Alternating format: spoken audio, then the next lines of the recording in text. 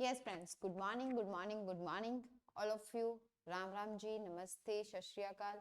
मैं मनिंदर कौर एक बार फिर से स्वागत करती हूँ आपका आपके YouTube channel Google exam study पर। तो फ्रेंड्स, यूपी कांस्टेबल के जो पेपर का सॉल्यूशन हो रहा था हिंदी का, तो हिंदी ऐसे सॉल्यूशन हो जाएगा आपको उसके बाद आप कहोगे यस, अगर हमने ग्रामर कर ली है तो हमें बिल्कुल 100% ये पेपर आता है।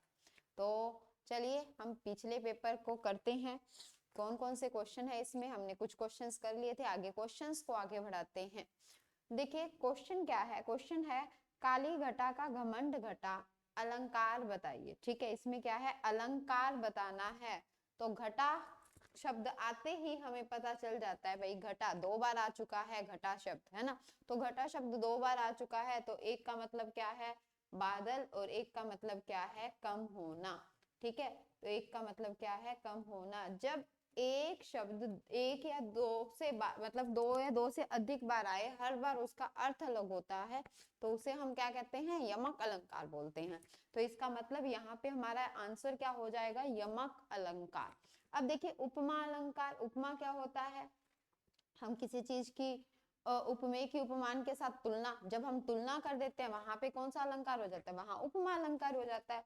अनुप्रास, एक ही वर्ण की आवृत्ति जब बार बार होती है तो हम उसे क्या बोलते हैं, उसे अनुप्रास अलंकार बोलते हैं।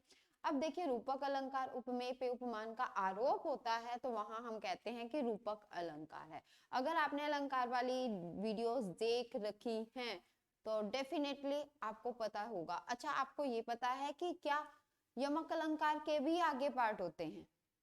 यमक अलंकार भी दो टाइप का होता है, क्योंकि पेपर में हमारा डीपली क्वेश्चन पूछे जा रहे हैं अब।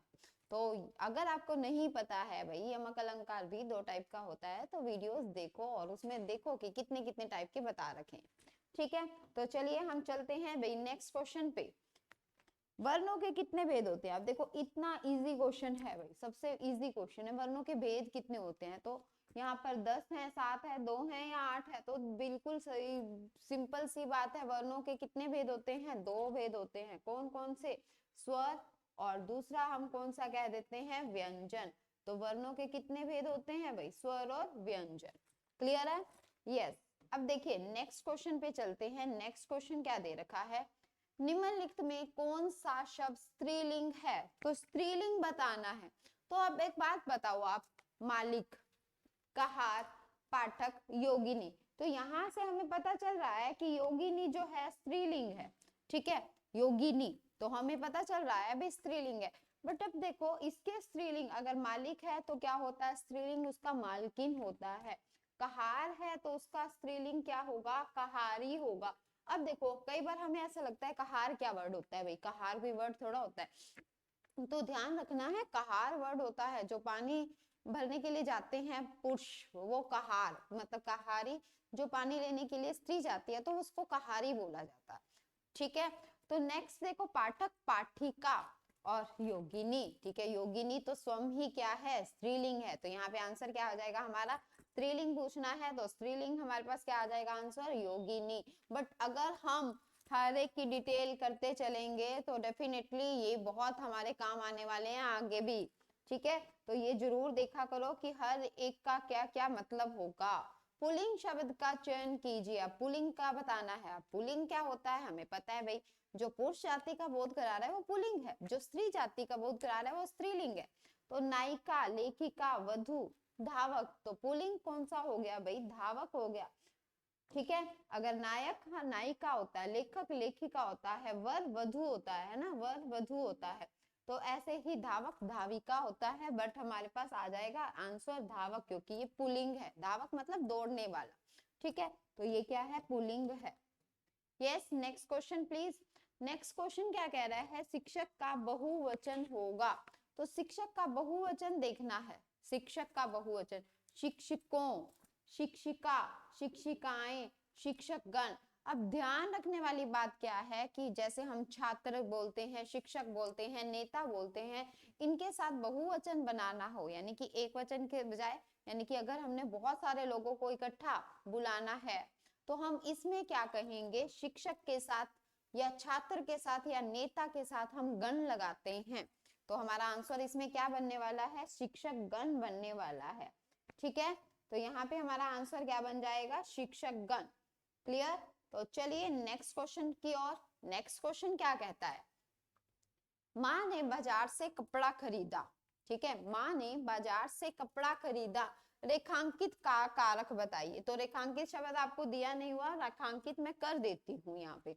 ठीक है, तो मैंने रेखांकित कर दिया है कपड़ा। तो अब देखो कौन सा कारक है, माँ ने बाजार से कपड़ा खरीदा, कर्ता कारक, करण कारण, कर्म कारक या अधिकरण कारक। अब देखो अगर मैं बात करती माँ ने के नीचे मैंने दे रखा होता तो वो होता कर्ता कारक। ठीक है, वो होता कर्ता कारक। अब यहाँ पे कपड़ा के नीचे है, कपड़ा के नीचे तो कौन सा कारक बन जाएगा, ये किसकी बात हो रही है भाई, यहाँ पे किसकी बात हो रही है, कर्म की बात हो रही है। माँ ने बाजार से कपड़ा खरीदा, क्या खरीदा। अब देखो जैसे ही हम क्या करते हैं, क्रिया से पहले, क्रिया से पहले क्या लगाकर देखते हैं, है ना, क्या या किसको। ठीक है, अगर क्या या किसको में आंसर मिल रहा है, इसका मतलब वहां पे कर्म यूज हो रहा है। तो कपड़ा यानी कि क्या खरीदा, कपड़ा, आंसर मिल रहा है हमें, तो कौन सा कारक बनना चाहिए, कर्म कारक बनना चाहिए। तो यहाँ हमारा राइट आंसर क्या हो जाएगा, कर्म कारक। ठीक है, तो चलिए नेक्स्ट क्वेश्चन देखते हैं हम। यह मेरी पतंग है, रेखांकित का भेद बताइए। तो यहाँ रेखांकित मैं ये कर देती हूँ, तो ध्यान रखना है रेखांकित का भेद बताना है। किसका भेद है, सर्वनाम का, क्योंकि ये देखो निश्चयवाचक सर्वनाम लिखा हुआ है, तो सर्वनाम के भेद बताने। सर्वनाम के किस सर्वनाम का भेद है, अनिश्चयवाचक, निजवाचक, प्रश्नवाचक। अब देखो निश्चयवाचक, जो निश्चयवाचक सर्वनाम होता है, यह है, वह है, ये मतलब कि ये वे, ये सारे किस में आ जाते हैं, निश्चयवाचक में आ जाते हैं। अगर मैं बोलूं ये या वे या यह या वह, किस में आ जाएगा, निश्चित तौर पर। यानी कि यह मेरी पतंग है, मैं निश्चित तौर पर कह रही हूँ यह, इसकी बात हो रही है। ठीक है, तो यहाँ पे अनिश्चय, अनिश्चय मतलब जिस चीज के लिए हम निश्चित नहीं हो, वो उसको हम कह देते हैं अनिश्चय, यानी कोई कुछ, तो वो किस में आ जाएगा, अनिश्चय में आ जाएगा। निजवाचक, निजवाचक क्या होते हैं, निजवाचक सर्वनाम हम कह देते हैं मैं अपना काम कर लूंगा, मैं अपना, खुद से रिलेटेड होते हैं, जैसे मैं तो है ही है, मैं अपना काम कर लूंगा, या मैं अपना काम अपने आप कर लूंगा।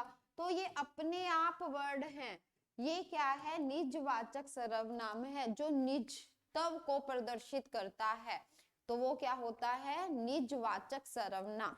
ठीक है, प्रश्नवाचक तो हमें पता है, ये भी क्वेश्चन वाले आ जाएंगे पीछे, कहाँ रहते हो। ठीक है, ये क्या हो जाएगा, क्वेश्चन मार्क। तो यानी कि प्रश्नवाचक या प्रश्न सूचक सर्वनाम। ठीक है, तो यहाँ तक बात समझ आ गई। तो यह मेरी पतंग है, रेखांकित का भेद, तो रेखांकित मैंने यह कर दिया, कौन सा भेद हो जाएगा, निश्चयवाचक। क्लियर है, यस। नेक्स्ट देखिए, समझदार शब्द विशेषण का कौन सा भेद है। तो ध्यान रखना है भाई, समझदार, अगर मैं बोलती हूँ भाई समझदार, समझदार है, तो वो समझदार किस में आ जाता है, गुणवाचक विशेषण में आ जाता है, किस में आ जाएगा, गुणवाचक विशेषण में। ठीक है, समझदार, अगर ये सार्वनामिक विशेषण की बात करता है, तो सार्वनामिक विशेषण क्या होता है भाई, सार्वनामिक विशेषण अगर मैं कहूं, अगर मैंने समझदार के आगे व्यक्ति लगा दिया, तो मतलब जैसे मान लो ये मैं कह दूं कि यह पतंग, ठीक है, यह पतंग, तो ये जो यह है, ये सार्वनामिक विशेषण का काम करेगा। बट ध्यान रखना है, समझदार यानी कि हम जब उसके गुण या अवगुण की बात करते हैं, समझदार है, अच्छा है, बड़ा है, बुरा है, तो वो किस में आ जाता है, गुणवाचक में आ जाता है। तो ये समझदार क्या हो जाएगा, गुणवाचक विशेषण। और जब संख्यावाचक की बात करेगा, तो संख्यावाचक में काउंटिंग आ जाती है। ठीक है, संख्यावाचक में क्या आ जाती है, काउंटिंग आ जाती है, जैसे 5 है, 10 है। ठीक है, संख्यावाचक के भी आगे पार्ट्स हैं, बट अगर आपने देखने हैं तो वीडियो पहले वाली देख सकते हैं, और फिर आके आप इसको प्रैक्टिस सेट में कर सकते हैं। ठीक है, परिमाणवाचक, परिमाणवाचक जहां नापने तोलने की बात होती है, उसको हम परिमाणवाचक बोलते हैं। ठीक है, तो ये था। अब यहाँ पे इसका जो आंसर है वो गलत दे रखा है, समझदार इसने कह रखा है सार्वनामिक विशेषण है, बट गलत दे रखा है आंसर। तो समझदार क्या आएगा, गुणवाचक विशेषण। ठीक है, इसको ध्यान रख लेना, ये जो आंसर है ये गलत है, गुणवाचक विशेषण इसका राइट आंसर आएगा। चर्चा शब्द से बना विशेषण। अब देखो हम विशेषण की बात कर रहे हैं कि चर्चा शब्द से क्या बनेगा, विशेषण। ठीक है, तो देखो चर्चाएं, चर्चा, चर्चित या चर्या। तो हमें पता है कि चर्चा शब्द से क्या बनेगा, चर्चित। हम कहते हैं ना आज तेरे मेरे प्यार के चर्चे, चर्चित मतलब चर्चित है सब जगह, तो हम क्या कह देते हैं, चर्चित। तो ये क्या हो जाएगा भाई, विशेषण क्या हो जाएगा, चर्चित। ठीक है, तो नेक्स्ट क्वेश्चन देखते हैं, धातु किसे कहते हैं। आप देखो धातु, क्रिया का टॉपिक हमने किया था और क्रिया के टॉपिक में हमने सबसे पहले एक ही बात बताई थी। क्रिया को बताने के बाद हमने सीधे सीधे यही बात था कि क्रिया का मूल रूप क्या होता है। तो क्रिया का मूल रूप क्या होता है भाई, धातु होता है। क्रिया के मूल रूप को क्या बोलते हैं, धातु बोलते हैं। तो संस्कृत वाली धातु है ना। तो क्रिया का जो मूल रूप है, सबसे पहले वाला रूप, जैसे मान लो मैंने कहा पढ़ना, पढ़ना, तो ना वर्ड हटा दो भाई, ये क्या है, पढ़ धातु है। ठीक है, अगर मैं कह दूं उठना, ठीक है, तो ना वर्ड हटा दो, उठ क्या है, धातु। अब आप कहोगे कि ऐसे कैसे पता चलेगा, पीछे ना वर्ड हटाना है। मैंने ना वर्ड दिया ही ना हो, हम कह देते हैं पढ़ती। ठीक है, तो अब देखो ये ती हट रहा है, यानी कि हम कर क्या रहे हैं, पढ़ शब्द हट नहीं रहा है। अगर मैं पढ़ना लगाऊं तो ऐसे कर दिया, पढ़ती लगाऊं, मैं पढ़ती हूँ, तो यानी ये वर्ड हटाए जा सकते हैं, ये नहीं हट रहा है। इसका मतलब ये कौन सी है, ये क्या है, ये धातु है। ठीक है, तो जो मेन होता है यानी कि क्रिया का जो मूल रूप होता है उसको हम क्या बोलते हैं, धातु बोलते हैं। क्लियर है, क्रिया के मूल रूप को क्या बोला जाता है, धातु बोला जाता है। भूतकाल के कितने भेद हैं भाई, भूतकाल, भूतकाल के, काल की बात चल रही है, यहाँ काल का टॉपिक आ चुका है। तो हमने जब किए थे कि भूतकाल के भेद कितने होते हैं भाई, भूतकाल के 6 भेद होते हैं। ठीक है, भूतकाल के कितने भेद होते हैं, 6 भेद होते हैं, और 6 भेद मैंने आपको बहुत अच्छे से बता रखे हैं। ठीक है, तो जल्दी से जाके आप वीडियोस देख लो। अगर वीडियोस नहीं देखी हैं तो हम डेली क्लास भी लेते हैं, तो डेली क्लास में आप देख सकते हो, ये चैप्टर दोबारा से करवाए जाएंगे।